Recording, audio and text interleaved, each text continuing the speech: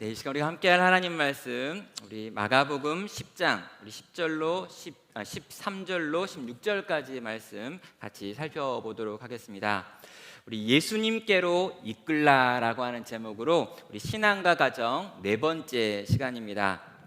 지난주 수요일에 저는 이 코로나 이후 3년이라고 하는 이 한국 교회의 대담한 도전이라고 하는 제목의 책을 우리 성도님들과 함께 좀 나누었습니다. 신앙 강좌를 통해서 미래학자이면서 목사인, 그래서 다양한 방면으로 한국 사회를 진단해 왔고, 이 코로나가 터졌을 때 이 코로나가 미칠 한국 교회의 영향에 대해서 이제 가장 먼저 여러 가지 가르침들을 내왔던 이 학자를 통해 가지고 한국 교회가 정말 이 코로나라고 하는 상황 속에서 무엇을 준비해야 되고 뭘 해야 되는가에 대한 이야기를 그 책이 잘 정리하고 있어가지고 우리 성도님들과 그 내용을 수요 신앙 강좌를 통해서 나눴죠. 이미 한국 교회는 20년 전부터 조금씩 무너지고 있었습니다. 숫자적으로 약해져 가고 있고 어떤 역동이 점점 더 줄어들어가고 있는 상황이었죠. 그런데 이 코로나라고 하는 것이 그 무너지는 속도를 가속화시켰다라고 설명을 하고 있었습니다. 그리고 무언가 우리가 특단의 조치를 하지 않으면 이 3년이라고 하는 짧은 시간이 우리에게 남겨져 있는 골든타임인데, 이 골든타임을 잘 보내지 않으면 한국교회가 회생하는 것이 굉장히 어려워질 것이다 라고 하는 내용이 이 책 안에 나와 있던 내용이죠. 여러분, 이런 시기를 생각하면서 저희는 이제 고민을 해야 합니다. 그리고 이런 시간에 잘 생각하고 잘 고민해서 우리 교회가 어떤 교회가 돼야 되는지 더 본질에 대해서 묻고 고민하고 그걸 가지고 준비해야 하는 거죠. 그럼 많은 것들은요, 코로나가 지나가면 이전으로 돌아갈 거라고 이야기를 합니다. 그리고 그렇게 돌아가는 많은 것들 중에 이 50대 이상은 코로나 이전과 이후에 거의 변화가 없을 거다라는 말을 하더라고요. 그럼 나이가 50이 넘어가신 분들은 실제로 이런 질병의 문제, 이런 감염병의 문제, 이렇게 예배가 막 바뀌고 있는 상황들, 이것이 굉장히 낯설긴 하지만 요거에 적응하기보다는 이미 살아왔던 그 많은 시간이 있기 때문에 다시 이전의 상태로 돌아간다는 것입니다. 그래서 신앙생활도 예배생활도 여러 가지 교회에서 하는 훈련들도 50대 이상에게는 큰 변화가 없을 거다라고 이야기를 하죠. 그런데 문제는 이 50대 이하의 세대, 특별히 20대와 30대의 신앙은 이전과 많이 달라질 거다라고 이야기를 합니다. 어떻게 보면 교회의 다음 세대라고 불려지는 그 젊은 그룹이 이전과 다른 방식의 신앙생활을 하게 될 거다라고 이야기를 하죠. 거기다 더 큰 문제는 우리 청년들, 이 20대라고 불려지는 이들과 청소년들, 그리고 주일학교 교육은 요 기간에 완전히 끊어져 버리고 또 이 인원들이 사라져 버릴 수도 있다라고 하는 두려움에 대한 표현들을 하고 있습니다. 젊은 세대가 훨씬 더 심각하게 문제이고요, 청년이라고 불려지는 이들이 굉장히 큰일이 났다라고 이야기를 합니다. 그리고 청소년들은 이제 더 이상 교회에 와서 예배 드리는 것을 너무나 생소하게 여기고요, 실제로 저희 집에 있는 이 담임 목사 자녀들조차도 꼭 오늘은 교회 가야 돼요 라고 하면서 어차피 온라인으로 다 틀어주는데요 라고 말하며 실제로 예배당에 와가지고 함께 예배하는 이런 것들을 낯설게 생각하는 일들이 청소년들, 어린아이들에게는 더 심각하게 나타난다는 것입니다. 여러분, 이미 한국 사회는요, 예수님을 믿는 사람들의 비율이 그렇게 많지 않습니다. 여러분, 교회를 성실하게 다니는 사람의 비율은 15% 내외라고 이야기를 하고 있습니다. 그러니까 전체 한국에 5천만이 있다고 하면 이 5천만 중에 교회를 잘 다니고 있는 성실한 성도라고 불려지는 그룹은 600만 정도밖에 안 된다는 것이죠. 최근에 이제 인구 조사를 할 때 뭐 900만이 나왔다 뭐 이런 이야기를 하고 800만이 넘는다라고 이야기하지만 그 많은 인원들 중에 이단이 차지하고 있는 비율이 많고, 실제로 교회에 전혀 출석하지 않으면서 나는 개신교인이다라고 하는 사람들이 있기 때문에 그런 인원들을 다 빼고 실제로 교회에 출석하고 있는 사람의 숫자를 생각하면 코로나 이후에도 한국 사회의 기독교인들은 그렇게 많은 숫자가 아니었다는 것이죠. 더 심각하게는요, 여전히 젊은 세대입니다.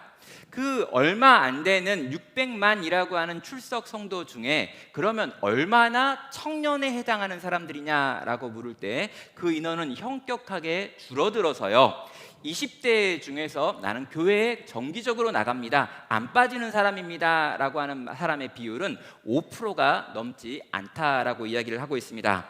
그렇다면 여러분, 미래는 굉장히 어두운 거지요. 현실은 굉장히 막막한 것입니다. 교회가 10년이 지나가고 20년이 지나가서 지금 20대가 40대가 되어질 그 무렵이 되었을 때 한국교회는 지금의 3분의 1, 4분의 1로 축소될 수 있다라고 말을 하고 있습니다. 그리고 이런 상황은 지금 선교사들이 가가지고 복음을 전해야 되는 그 나라의 복음화율과 거의 유사하다라고 하는 설명까지 하고 있지요. 여러분, 한국 사회는요, 한때 불같이 신앙을 고백하고 신앙의 운동이 일어났던 곳이었습니다. 그런데 이 불같이 일어났던 한국 사회의 신앙 운동들이 지금 그 동력을 잃어가고 있고, 실제로 이대로 가만 놔두면 이 불이 꺼져버릴 텐데, 여기에 코로나라고 하는 사건이 오고 이것이 길어지면서 이것이 더 심각한 상황이 되었다, 빨리 조치하지 않으면 망할 수 있다라고 하는 것이 그 한국을, 또 한국 교회를 진단했던 미래학자의 진단이었습니다. 그래서 그런 취지에서 저희는 이 7월과 8월 동안에 이 가정과 신앙, 이 신앙과 가정이라고 하는 주제를 가지고 같이 말씀을 나누고 있습니다. 정말 이제 교회라고 하는 공동체 안에서 신앙 교육이 이루어지기 어려운 때라면 가정에서 이 교육이 이루어져야 될 텐데, 그럴 때 부모는 어떤 마음을 가지고 자녀들을 양육해야 되는가, 할머니 할아버지든 어떤 마음을 가지고 우리 손자와 손녀들을 바라봐야 되는가, 그리고 우리 교회 안에 있는 다음 세대라고 하는 청년들을 바라볼 때, 그리고 우리 교회 안에 있는 이 주일학교 아이들을 바라볼 때 과연 우리는 어떤 생각을 가지고 어떻게 준비하고 어떻게 도와야 되는가라고 하는 주제를, 요 주제를 살피면서 같이 보려고 하는 것입니다. 오늘 본문을 보면은요, 하나님께서 우리의 다음 세대를 바라보는 우리의 시선이 어떠해야 되는지를 보여주는 내용이 담겨 있습니다. 마가복음 10장 13절을 보면은요, 사람들이 예수께서 만져주심을 바라고 어린 아이들을 데리고 오매 제자들이 꾸짖거늘 예수께서 보시고 노하시어 이르시되 이런 아이에 내게 오는 것을 용납하고 금하지 말라. 하나님의 나라가 이런 자의 것이니라 라고 하는 말로 이야기가 시작되고 있습니다. 여러분, 예수님께서 사람들을 가르치고 있는 상황이었습니다. 특별히 바리새인들이 와가지고 이 이혼의 문제라고 하는 아주 첨예하게 대립하는 문제를 가지고 예수님을 공격했지요. 그래서 이 이혼의 문제와 관련해서 예수님이 바리새인들과 한참 논쟁을 하던 때였습니다. 아주 분위기가 쌀벌한 때였고요. 예수님이 온통 집중해가지고 바리새인들과 이 종교 지도자들, 그리고 모여있는 사람들 앞에서 자기의 변론을 하고 있던 때였죠. 그런데 그때 몇 사람이 자신들의 자녀를 데리고 예수님께 다가왔습니다. 아마도 그 당시 문화 속에서 이 위대한 종교 지도자가 나타나거나 위대한 선생이 나타나면 자기 자녀들을 데리고 가가지고 복을 구하고 또 이렇게 안수기도를 받는 전통이 유대인들에게 있었기 때문에 그 부모님들도 동일한 마음을 가지고 자기의 자녀들을 예수님께 데리고 왔을 것입니다. 그런데 그렇게 예수님께 축복을 받기 위하여 자녀를 데리고 갔는데 그들의 걸음은 예수님의 제자들에 의하여 막히게 되지요. 지금 한참 예수님이 바리새인들과 논쟁하는 중이고 중요한 가르치는 사역을 하고 있고 온통 성인 남자들에게 말씀을 전하고 있는 상황인데, 어디 이걸 끊고 이 사이에 들어와 가지고 피곤하신 예수님께 아이들을 보여주고 그 아이들을 위해 기도하라고 하느냐라고 하는 것이 아마도 이 제자들이 막았던 이유가 될 것 같습니다. 자, 그런데 이렇게 제자들이 이 오고 있는 부모들을 막았을 때 예수님이 그 모습을 보셨습니다. 그리고요, 대노하셨어요. 자, 여기 보면 노하시어라고 지금 번역되어 있는데 여기에는요, 이 많은 슬픔을 품고 하는 이 감정이 지금 들어가 있는 표현입니다. 여러분, 이 노하신다라고 하는 이 표현은요, 예수님께서 성전에 들어가셔서 그 성전이 장사꾼들이 모여서 지금 장사하는 곳이 된 걸 보면서 이 독사의 자식들이 이렇게 막 하면서 당도의 구려를 만들었다라고 할 때 그 분노하셨다는 단어와 똑같은 단어입니다. 그냥 조금 화를 낸 게 아니라 대노하셨어요. 그럼 이 제자들을 바라면서 분노하시면서 이 아이들을 내게로 오게 하라고 말하고 절대로 금하면 안 된다라고 이야기하고, 이 아이들과 같지 않으면 하나님 나라에 들어갈 수 없을 거다라고 경고까지 하시면서 이 아이들을 데리고 오라고 합니다. 그리고 이 아이들을 축복하시는 걸로 이 이야기는 끝나고 있죠. 성도 여러분, 이 이야기 속에서 아주 짧은 이 이야기는 과연 우리에게 어떤 메시지를 주고 있는 걸까요? 첫째로 우리가 생각해야 될 것 중에 하나는 뭐냐면, 우리 다음 세대가 하나님께 나아가지 못하게 만드는 장애물이 될 수 있다라고 하는 경고를 이 메시지 안에서 읽어야 합니다. 여러분, 아이들이 예수님께 나아가는 과정에 방해꾼들이 있었죠. 그들이 바로 예수님의 제자들이었습니다. 여러분, 예수님의 제자들은요, 사람들을 예수님께 이끄는 자여야 했죠. 여러분, 예수님이 왜 제자들을 뽑았냐라고 하면은요, 사람들로 하여금 예수님을 향해 나아올 때 도움이 되라고 제자들을 뽑은 것입니다. 사람들과 예수님을 연결하는 일이 제자들이 해야 될 일이었죠. 그런데 이 제자들이요, 예수님과 아이들 사이를 막았고, 아이들이 예수님께 나오는 것을 금했고, 그들을 꾸짖고 있는 자리에 있는 것입니다. 그들은요, 예수님이 지금 중요한 일을 하고 있기 때문에 이 아이들을 만날 수 없다라고 생각을 한 것이죠. 예수님은 지금 중요한 종교 지도자들을 만나고 있습니다. 예수님은 지금 중요한 가르침을 전하고 있습니다. 예수님은 지금 어려운 질문을 답변하고 계시고, 그 주변에는 성인 남자들이 가득한데 그 남자들에게 이런 부분들을 가지고 설득하고 있다라고 생각했기 때문에 어린 아이들 같이 별로 예수님의 사역에 도움이 안 되는 그 인생들을 위하여 예수님이 쓸 시간이 없다라고 생각했던 것이 바로 여기에 있는 제자들의 생각인 것이지요. 그래서 이 제자들은요, 예수님과 아이들 사이를 막았습니다. 아이들이 예수님께 나오지 못하도록 하는 방해꾼, 장애물의 역할이 바로 이 제자들이 지금 하고 있는 역할인 것이죠. 그런데요, 이 제자들이 예수님과 아이들 사이를 막았던 것과 같은 일이 오늘날 이 시대 교회에서도 많이 일어나고 있습니다. 그리고 우리에게도 그 일들이 일어나고 있죠. 여러분, 복음을 전하고 복음을 가르쳐주고 복음을 살아내 보여줘야 될 기존 성도들이 있습니다. 그런데 이 기존 성도들이 그 역할을 바르게 하지 못할 때 어떤 일이 벌어지는지를 우리는 한번 생각해야 되는 것입니다. 여러분, 세상은요, 우리가 교회 안에서 어떻게 예배를 드리는지에 별로 관심이 없습니다. 우리가 찬양을 얼마나 뜨겁게 하는지, 얼마나 기도를 오래 하는지, 얼마나 성경을 읽고 있는지, 얼마나 우리가 성경에 대한, 하나님에 대한 지식이 많은지에 대해서 세상은 볼 수도 없고 알 수도 없고 관심도 없습니다. 왜요? 세상과 우리가 겹치는 부분이 아니기 때문이죠. 그러면 세상이 유일하게 그리스도인들에게 관심 있는 게 뭘까요? 이 모든 걸 하고 있는 그리스도인이 세상 속에서 어떤 선택을 하고 어떻게 살아가는지가 세상이 유일하게 그리스도인을 볼 수 있는 곳이고 유일하게 그리스도인을 알 수 있는 영역입니다. 여러분, 이게 굉장히 중요하다는 거예요. 여러분, 여기 안 믿는 사람과 믿는 사람이 함께 결혼하여 살고 있습니다. 그런데 이 믿는 배우자가요, 예배당에 가가지고 예배를 드리기 전의 상태와 예배를 드린 후에 집에 온 상태가 달라야 한다는 거죠. 왜요?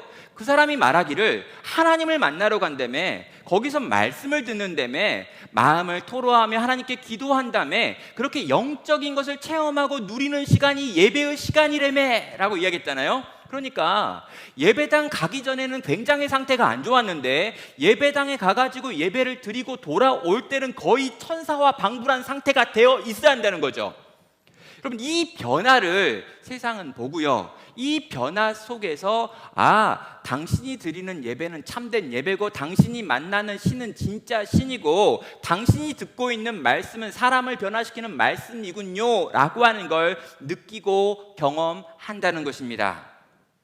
여러분, 세상은요, 여전히 우리가 이 종교 안에서 종교 생활하고 있는 것에 대한 관심이 없습니다. 그러나 우리가 이 세상을 어떻게 살고 있는지, 세상 속을 어떻게 선택하고 걸어가는지에 대해서는 여전히 관심이 있죠. 그런데 오늘날 이렇게 많은 사람들이 교회를 떠나고 많은 사람들이 교회를 지탄하고 있는 이유는 뭐냐라고 물어보면요, 실제로 많은 사람들이 교회를 지탄하는 이유는 기독교 교리에 문제가 있다거나 예수님이 이상하고 하나님이 이상하고가 아니라, 이 예수님을 믿고 하나님을 믿는다고 하는 교회에 속해 있는 사람들이라고 하는 신자들이 참된 신자다운 삶을 세상 속에서 살지 못했기 때문인 것입니다. 많은 한국의 그리스도인들이 정말 하나님의 뜻과 그 사명을 쫓아서 이 땅에서 살았다면, 그 인원이 600만이나 된다면, 우리가 이전에 이야기했던 것처럼 1200만 그리스도인이 세상 가운데, 한국 가운데 있었다면, 그 사람들이 진짜였다면, 진짜 하나님 뜻대로 살아가는 말씀의 메인 사람들이었다면, 여러분, 그 그리스도인의 삶의 모습과 그 아름다움 앞에서 세상은 이 그리스도인들이 믿고 있는 하나님과 예수님과 교회를 보면서 이런 방식으로 반응할 수는 않았을 거라는 것이죠. 여러분, 인도의 독립을 주도했던 사람 중에 이 마하트마 간디라고 하는 사람이 있습니다. 이 마하트마 간디는요, 영국에 가서 유학 생활을 해요. 그리고 영국에서 유학을 하면서 기독교에 대해서 듣게 되고 성경을 보게 됩니다. 그리고 자기 평생에 자기의 하는 모든 일이 이 마태복음 5장부터 7장까지에 나와 있는 산상수훈의 교훈을 지키는 것이다 라고 이야기할 만큼, 이 산상수훈을 날마다 읽고 묵상하고 삶 가운데 적용하려고 노력했던 사람입니다. 그런데 이 간디는요, 기독교인이 되지 않지요. 왜 그러냐고 간디에게 물었더니 간디는 이렇게 대답합니다. 나는 예수를 사랑한다. 그러나 그리스도인은 싫어한다. 왜냐하면 그들이 예수를 닮지 않았기 때문이다 라고 말합니다. 여러분, 간디는요, 그리스도를 사랑했습니다. 그런데 그가 영국에서 경험해 보니까 영국에 있는 그 그리스도인들이, 그리스도인이라고 불리는 자들이 예수님을 사랑하지 않는 것 같은 거예요. 예수님을 닮을 마음이 없는 것 같은 거죠. 성경의 교훈대로 살만한 사람들이 아니었습니다. 그래서 간디는 나는 예수는 사랑하고 예수의 가르침은 따르지만 그리스도인은 될 수 없다라고 하는 결론에 이르렀다는 것입니다. 여러분, 예수님의 가르침과 너무 먼 기독교인들의 모습을 보며 기독교 신앙을 갖지 않기를 결단했던 무신론자의 모습을 오늘도 우리는 보고 있지는 않는지 생각해야 하는 거죠. 사랑하는 성도 여러분, 모든 성도는 복음 전파자로서의 부르심을 받았습니다. 우리 모두는 사람들로 하여금 그리스도께 나오게 만드는 이끄미가 되어야 한다는 거죠.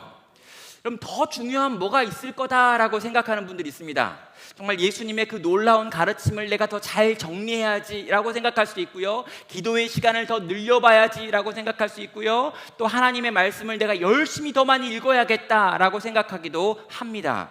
여러분, 예수님의 제자들이 그랬던 것처럼 예수님은 지금 너무 중요한 일들을 많이 하고 있기 때문에 저 어린 영혼들과 만날 시간이 없어라고 생각하는 분들이 혹시 우리 가운데도 있을 수 있어요. 그러나 여러분, 그렇지 않습니다. 여러분, 예수님이 가장 귀하게 여겼던 건 뭐냐면 이 어린 영혼들이 예수님께 나오는 거였어요. 그리고 여러분, 그렇다면 예수님이 가장 즐거워하는 사람들이 누굴까요? 이 어린 영혼들을 예수님께 나오도록 돕는 사람들입니다. 그런 사람들을 예수님이 뭐라고 말씀하십니까? 하늘에 있는 별 같은 사람들이다 라고 말하죠. 여러분, 복음을 알지 못하는 사람들, 복음을 경험하지 못한 우리의 자녀들, 복음을 여전히 깨닫지 못하고 받아들이지 못하는 내 주변에 있는 불신 영혼들을 주께 데리고 오는 그는 하나님 보시기에 하늘의 별같이 존귀한 자다라고 말하고 계신다는 것입니다. 예수님은 영혼들을 만나는 것이 가장 중요한 우선순위였습니다. 그리고 그것이 그분의 우선순위였다면 우리 역시 누군가의 영혼을 예수님께 나아오도록 돕는 그 일을 하는 것이 우리의 삶의 우선순위가 되어야 할 것입니다. 그럼 여기에 신앙을 가진 부모님들이 계십니다. 여러분, 우리는 어쩌면요, 우리 자녀들이 예수님을 만나는데 이끌이가 돼야 될 사명을 이 자녀를 낳을 때부터 부여받았다는 거죠. 하나님께서 우리의 자녀를 주시면서 또 우리의 손자와 손녀를 주시면서 우리 가운데 주시는 사명이 뭐냐면 우리의 자녀들에게 이 예수님을 보여주고 들려주고 나타내야 한다는 거예요. 이 자녀들이 예수님을 향해 나아올수록 이끌어내는 것이 우리에게 주신 그분의 사명인 것입니다. 여러분, 우리가 어떻게 그 일을 감당할 수 있는 걸까요? 또 어떻게 그 일을 해야 되는 걸까요? 우리가 어떻게 하면 우리가 혹여나 장애물이 되어가지고 우리의 자녀와 우리의 다음 세대들이 주님께 나아가는데 못하게 만드는 방해꾼, 장애물들이 될 수 있는 걸까요? 가장 중요한 우리가 우리의 자녀들의 장애물이 되는 방법은 뭐냐면요, 우리가 예수님께 안 나가는 겁니다. 우리가 예수님을 사랑하지 않는 거예요. 우리가 예수님을 즐거워하지 않는 겁니다. 우리가 예수님에 대해서 일주일 내내 한 번도 이야기하지 않는 거예요. 우리가 전혀 종교적인 삶을 살지 않는 겁니다. 우리가 어려울 때 기도하지 않는 거예요. 우리가 중요한 인생의 문제가 나타났을 때 그 문제 때문에 하나님께 묻거나 듣거나 가족이 함께 모여서 그 문제를 가지고 기도하는 모습을 전혀 보여주지 않을 때, 여러분, 우리의 자녀들은요, 우리를 찬찬히 보고 있는 거죠. 여러분, 우리가 무엇라고 말하는 걸 듣고 있는 게 아니에요. 여러분, 우리가 말하는 걸 듣는 게 아니라 우리가 어떻게 사는지를 가장 가까운 곳에서 우리의 자녀들은 보고 있습니다. 그리고 찬찬히 보다가 결정하는 거죠. 우리 아빠가 예수 믿으라고 말은 하지만, 우리 엄마가 교회를 꼬박꼬박 다니면서 성실한 그리스도인이 돼야 된다고 말은 하지만, 중요한 이 부동산의 문제, 이 중요한 입시의 문제, 중요한 진로와 취업의 문제, 이런 것들을 결정할 때 전혀 하나님께 묻지 않는 사람이구나. 우리 엄마 아빠는 거짓말 나일론 신자구나 라고 하는 결론을 이르게 된다는 것입니다. 사랑하는 성도 여러분, 중요합니다. 내가 이 받은 말씀을 가지고 어떻게 사는지, 내가 내 가정 안에서 여러 가지 문제들 앞에서 어떤 선택과 결정을 하는지, 그리고 내가 이러이러한 선택을 할 때 그 선택 가운데 하나님께 받은 것은 무엇이고 하나님께 들은 것은 무엇인지 우리 자녀들에게 차근차근 설명하고 들려주면서 그 길을 걸어갈 때 자녀들이 잠시 엇나갈 수는 있습니다. 잠시 방황하며 사춘기 때, 청년 때 신앙을 버리는 것처럼 보일 수 있습니다. 그러나 부모가 믿었고 부모가 보여준 그 신앙 안에서 이 자녀들이 다시금 그 부모의 길을 쫓아 그 믿음의 길을 걸어갈 수 있도록 우리는 그들의 장애물이 아닌 그들의 이끌이가 되어야 한다는 것입니다. 여러분, 우리는요, 자녀들을 그리스도께 인도해야 될 사명을 가지고 있습니다. 우리 기존 성도들은요, 우리에게 있는 이 복음이 우리의 다음 세대들에게 전수되어야 되는 사명이 있는 거죠. 특별히 우리 나눔교회는요, 그 사명이 굉장히 큰 공동체다라고 생각을 합니다. 얼마 전에 우리 전도사님께서 이야기를 하는 거예요. 우리 교회에 이 코로나 시국에 애들이 엄청 많이 태어났어요 라고 이야기를 하는 거죠. 몇 명 태어났냐고 물어봤더니 11월부터 지금까지 8명이 태어났고 조금 있으면 2명이 더 태어난답니다. 10명이 태어나는데 아직까지 유아 세례를 안 줬기 때문에 만약에 코로나가 좀 잠잠해지고 유아 세례를 주려고 그러면 10몇 명이 막 드글드글 올라오고 엄마 아빠 다 올라오면 여기가 넘칠 거라는 거예요. 어떻게 할지 미리 고민하지 않으면 안 된다고 이야기합니다. 여러분, 정말 하나님께서 우리 공동체 가운데 다음 세대들을 많이 보내주셨습니다. 젊은 세대들을 보내주셨고 그 젊은 세대들은 끊임없이 자녀를 낳고 있고 또 주일학교 가운데 하나님이 보내신 영혼들이 너무나 많고 청년들이 계속해서 우리 교회 가운데 들어오고 있다는 거죠. 그때 우리는요, 우리가 가지고 있는 믿음, 우리에게 있었던 하나님을 향한 사랑과 그 고백들, 예수 그리스도를 만나고 누렸던 이 감격들을 어떻게 해석건 간에 우리의 다음 세대들에게 전수해야 될 사명을 지금 우리는 갖고 있다는 것입니다. 그때 우리는 이 사명을 어떻게 이룰 수 있는 걸까요? 어떤 마음을 품어야 되는 걸까요? 그럼 10장 13절을 보면은요, 사람들이 예수께서 만져주심을 바라고 어린 아이들을 데리고 오매 제자들이 꾸짖거늘이라고 하는 말로 오늘 이야기가 시작이 됐습니다. 여러분, 이 이야기 13절에 있는 말을 한국어 성경으로만 읽으면 우리의 머리 가운데 떠오르는 그림은 이런 그림입니다. 엄마들이 있는데 이 엄마들이 막 태어난 아기들이 있고 이 아기를 데리고 와가지고 예수님한테 좀 안수기도 해주세요, 축복해 주세요 라고 말하는 걸로 떠올리는 거죠. 왜냐하면 요 딱 장면을 가지고 한국 교회 많은 교회에서 아이들이 100일이 되거나 또 아이들이 또 이렇게 1년이 돼가지고 이 아이들을 데리고 와가지고 목회자한테 축복을 받거나 아니면 장로들에게 축복을 받는 그런 전통이 있기 때문입니다. 그럼 어린 아이들을 엄마가 안고 와서 축복을 받았다라고 하는 이 그림은 여러분 좋은 그림이고 감동적인 그림이고 굉장히 뭉클한 그림이긴 해요. 그런데 오늘 이 13절이 보여주고 있는 그 그림이 아닙니다. 왜 그러냐면 여기 나와 있는 어린 아이라고 쓰여져 있는 요 단어가 이 파이디아라고 하는 단어인데요, 이 단어는 이 갓난 아이부터 해가지고 청소년기의 아이들까지를 다 포괄하는 단어입니다. 그러니까 갓난애를 데리고 온 게 아니라 이 중에는요 다 큰 애들이 있어요. 말 지질이 안 듣는 중2 여기 포함되어 있습니다.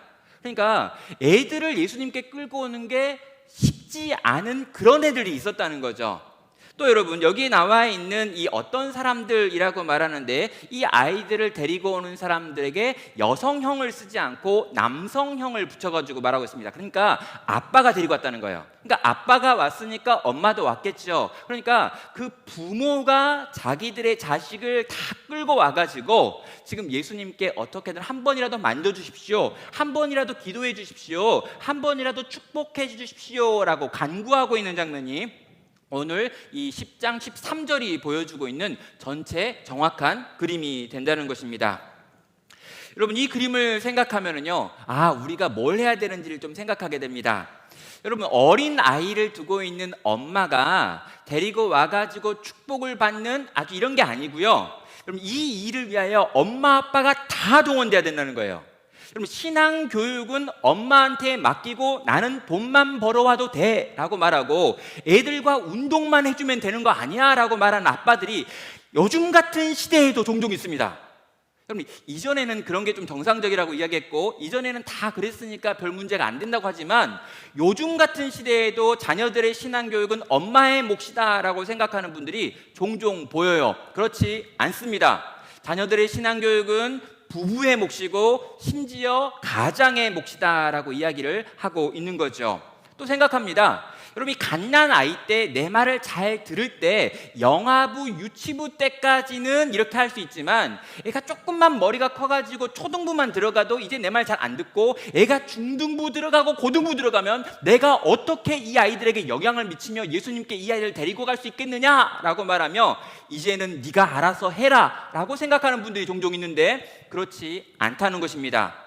여러분, 예수님이 나타났습니다. 이 예수님이 종교적인 지도자이고 영적인 능력이 나타나는 분이었습니다. 이 예수님을 만나기만 하면 우리 자녀들이 변화될 것 같습니다. 이 예수님을 만나가지고 그분의 기도를 받고 그분이 안아주시기만 하면, 만져주시기만 하면, 축복하기만 하면 우리 아이들의 인생이 새로워질 거라는 걸 믿는 거죠. 그래서 어떻게 합니까? 다 큰 애들이라 할지라도 끌고 오는 겁니다. 엄마와 아빠가 힘을 합쳐 이 아이들을 데리고 와서 예수님 앞에 세워서 얘들은 무슨 생각하는지 모르겠지만 적어도 부모의 마음은 이 예수님께서 이 아이들을 만나주시기를, 이 예수님께서 이 아이들을 축복해 주시기를 구하는 것이 이 부모가 품었던 마음이라는 거죠. 거기다가요, 이 부모가 이 아이들을 데리고 왔을 때 환영받는 분위기도 아니었습니다. 심지어 예수님의 측근이었던 제자들이 너네 이렇게 바쁠 때 왜 왔냐? 예수님 지금 중요한 일을 하는데 이거 끊고 들어가면 안 된다라고 말하며 돌아가라고 꾸짖고 있습니다. 한 번 꾸짖은 게 아니고요, 여러 차례 계속해서 반복적으로 꾸짖었다라고 하는 것이 여기에 있는 진행형이라고 하는 어용을 써가지고 지금 표현하고 있어요. 그럼 반복해가지고 꾸짖고 있습니다. 지금은 때가 아니라고 말하고 있습니다. 나중에 오라고 이야기하고 있습니다. 그런데 이 부모들 돌아가지 않죠. 왜 그렇습니까? 이 일이 그들에게는 너무나 중대한 일이었기 때문입니다. 부모들은 돌아가지 않습니다. 왜요? 지금 내 자식은 너무너무 내가 사랑하는 존재들이에요. 그리고 이 사랑하는 내 아들들이, 내 딸들이, 내 손자와 손녀들이 예수님을 만나고 예수님과 함께하며 예수님의 축복을 받을 때 얼마나 놀라운 일이 생길까라고 하는 기대감이 그들의 마음 가운데 있습니다. 그래서 포기할 수 없는 거예요. 제자들이 막아서고 꾸짖고 오지 말라고 하고 무안을 주고 저리 가라고 말해도 안 가는 겁니다. 왜냐하면 이 일은 너무나 중요한 일이기 때문에 그들은 결코 이 일에 있어 포기할 수 없었던 것이죠. 부모들은 돌아서지 않습니다. 그리고 결국에는 예수님의 축복을 받아내고 있죠. 자녀들을 사랑하기 때문입니다. 예수님을 만나는 것이 이 자녀들의 인생에 너무 중요하다는 걸 이 믿음을 가진 부모들은 갖고 있었던 거죠. 그리고 이 예수님께 축복을 받는 것이 이 자녀들의 미래를 새롭게 만드는 일일 거라는 것을 그 부모들은 확신하고 있었던 것입니다. 성도 여러분, 나눔교회를 보면은요, 이 나눔교회에 이제 헌금 봉투라는 게 있습니다. 그래서 이 헌금 봉투에다가 여러분이 헌금을 넣어가지고 이제 헌금함에 넣죠. 그런데 이 헌금함에 넣는 헌금 봉투에 보면 기도 제목이라고 해가지고 혹시라도 여러분이 어떤 특별한 기도 제목이 있을 때 이 기도 제목을 적을 수 있는 란이 있습니다. 그래서 여러분이 어떤 감사의 제목이 있거나 또 특별한 기도의 제목이 있을 때 그 헌금 봉투 안에 있는 메모지를 사용해가지고 기입을 하죠. 그러면 그 안에 있는 돈은 재정부가 다 챙기시고요, 나머지 그 봉투는 저에게 이제 가져다 줍니다. 그래서 제가 이 봉투를 보고 여러분의 사정을 듣고 여러분의 기도 제목을 가지고 기도를 하고 특별한 경우에 전화도 하고 연락도 드리고 있죠. 그런데 이 봉투 안에요, 늘 하나 이렇게 메모를 쓰시는 우리 성도님이 한 분 계십니다. 여러분, 이 성도님은요 52주 내내 봉투에 기도 제목을 적는데 그 기도 제목이 바뀌는 경우가 거의 없어요. 이제는 안 봐도 하는데 굳이 꼭 그걸 적습니다. 자기 집에 있는 새 아이의 이름을 적고요, 이 새 아이가 예수님을 만나 구원에 이르기를 기도해 주세요 라고 하는 말을 적어요. 여러분, 이걸요 한 주도 빠짐없이 계속해서 적어내고 있습니다. 얼마 전에 그분의 집에 가가지고 그분의 집에 있는 액자를 보는데 그 세 자녀의 사진이 붙어 있더라고요. 제가 그 세 자녀를 한 번도 만난 적 없는데요, 그 기도 제목을 매주 봤기 때문에 얘는 갤까? 얘는 갤까? 얘는 갤까? 라는 생각을 하면서 그 이름 셋을 다 외우고 있다는 것입니다. 사랑하는 여러분, 이 일이 너무 소중한 일이기 때문에, 우리 자녀들이 예수님을 만나는 일이 너무 중대한 일이기 때문에 이 일에 있어서는 결코 물러설 수 없다는 거죠. 지금은 내가 직접적인 연결을 할 수 없고 직접적인 가르칠 수 없고 직접적으로 그 아이들의 손을 붙들고 교회로 끌고 올 수 없다면 나는 널 위해 기도한다는 것입니다. 절대 포기하지 않겠다는 거죠. 어찌하였건 간에 네 인생은 예수를 만나야 될 인생이고 예수를 안 만나면 안 되기 때문에 나는 부끄럽더라도 창피하더라도 반복적이라도 어떻게 해서건 간에 나는 너희를 예수님께 끌고 가는 이끌미가 되겠다라고 하는 것이 저는 그분의 마음일 거라고 생각합니다. 사랑하는 성도 여러분, 우리에게 하나님께서 자녀를 허락하셨다면, 하나님께서 우리 공동체 가운데 다음 세대를 허락하셨다면, 우리가 이미 기존 세대가 되어서 누군가를 돕고 섬겨야 될 불신자들을 섬겨야 될 기존 신자가 되었다면 우리의 마음 가운데 있어야 될 생각이 바로 이것이라는 것입니다. 정말로 예수님을 만나는 것이 너무나 중요하다는 거예요. 내 자녀가 예수님을 만나고 내 학생이 예수님을 만나고 내가 지금 바라보고 있는 저 불신자가 예수님을 만나는 일이 이 세상 그 어떤 일보다도 중요하다. 그래서 나는 이 일을 위해서라면 부끄러움을 감당하겠다. 누군가 나를 꾸짖으며 가라고 해도 가지 않겠다. 내가 보기에 저것이 더 우선순위 같아 보인다 할지라도 이것이 더 중대하다는 걸 나는 알기에 결코 포기하지 않겠다라고 하는 마음이 여기 계신 우리 모든 성도님들의 마음 가운데 있기를 바랍니다. 특별히 자녀를 품고 계시는 우리 귀한 어머님, 아버님들 계실 거라고 믿습니다. 여러분, 자녀를 보기에 지금 신앙 안에서 잘 자라는 자녀, 또 신앙 안에서 잘 살아가고 있는 자녀가 있다면 감사합니다. 그러나 여러분, 아직도 이 복음 안에서 변화받지 못하고 예수 그리스도를 마치 믿지 않는 것처럼 살아가고 있는 그런 자녀들이 우리 주변에, 우리 안에 있다면 여러분, 그래서 꽤 오랫동안 노력하고 수고했는데 변화되지 않으니까 지금쯤 포기해버려서 더 이상 생각도 나지 않고 언급도 하지 않고 기도하기조차 않는 그런 자녀를 품고 계시다면, 사랑하는 여러분, 다시금 기도하시길 바랍니다. 다시금 열심을 내시기 바랍니다. 다시금 힘을 내셔서 그 자녀를 예수님 앞으로 이끌어오는 부모의 역할을 다시금 시작할 수 있는 여러분 되시기를 주님의 이름으로 축원합니다.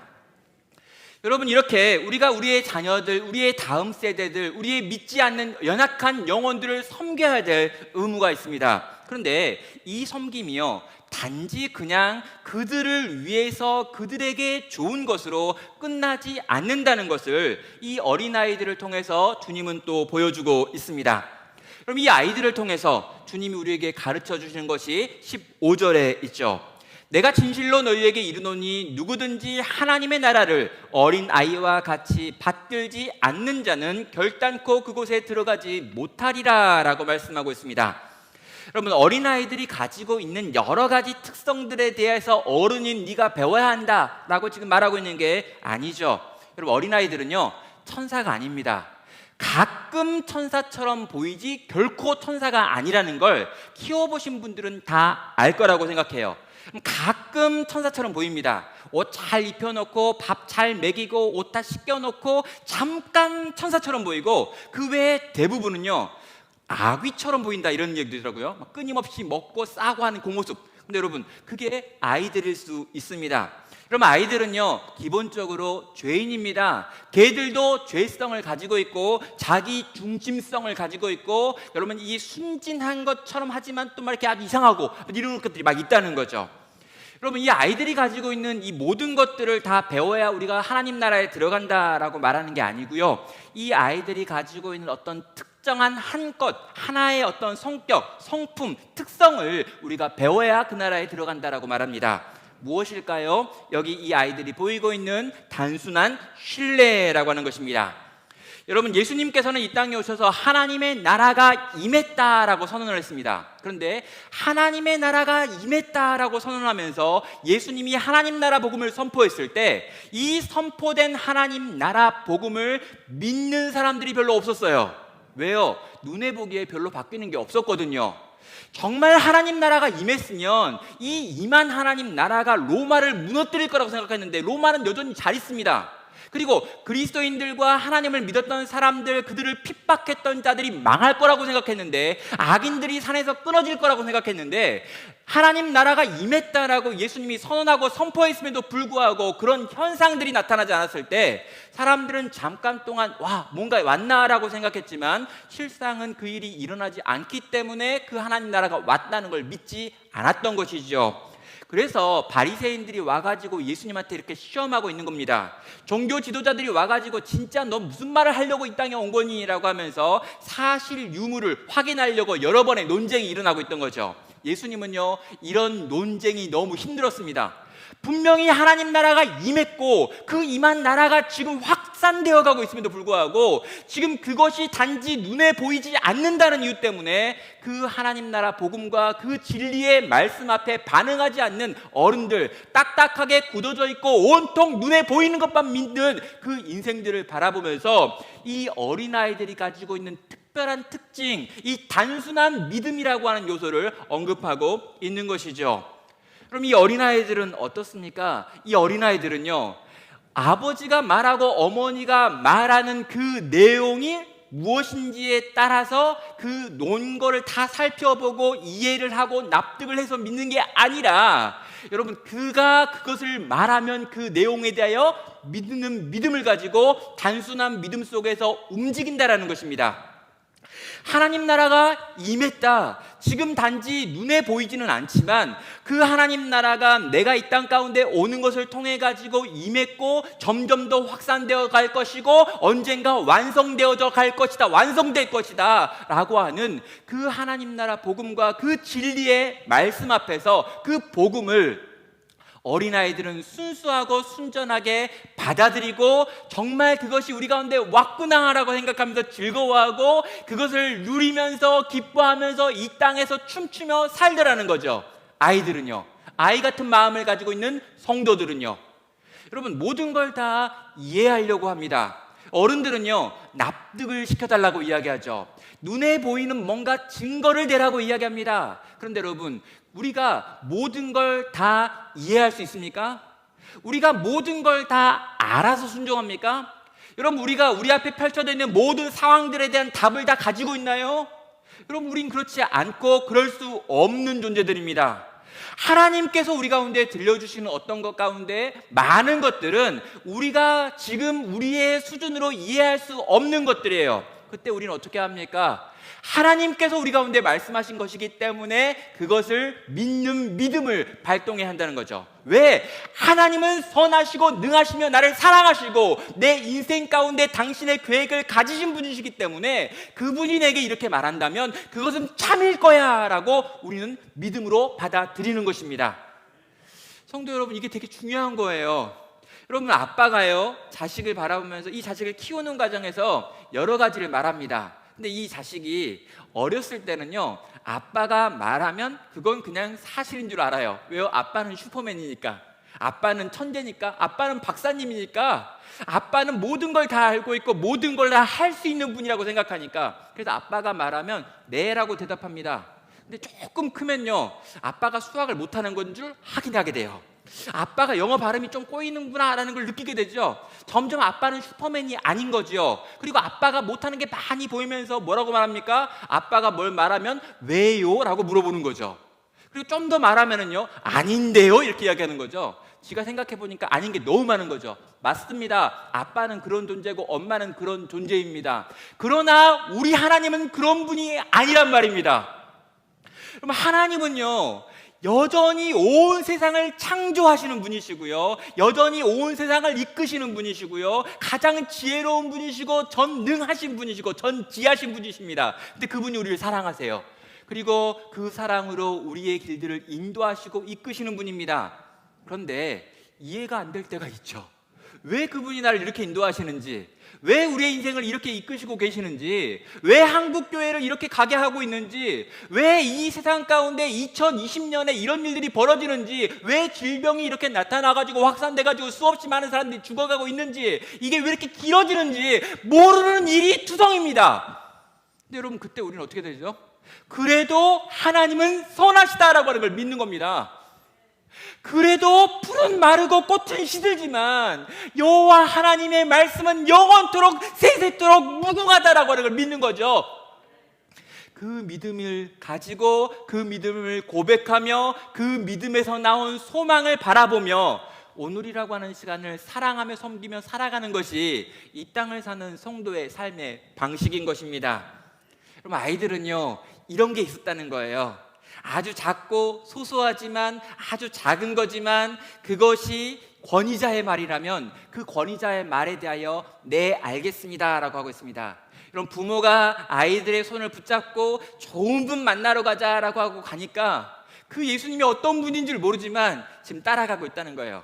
나중에 예수님이 안아주고 머리에 손을 얹고 축복합니다. 이 아이들은요, 예수님이 어떤 분인지를 모르지만 그럼에도 불구하고 부모의 손에 끌려가지고 거기 가가지고 그 모든 축복을 받고 있더라는 거죠.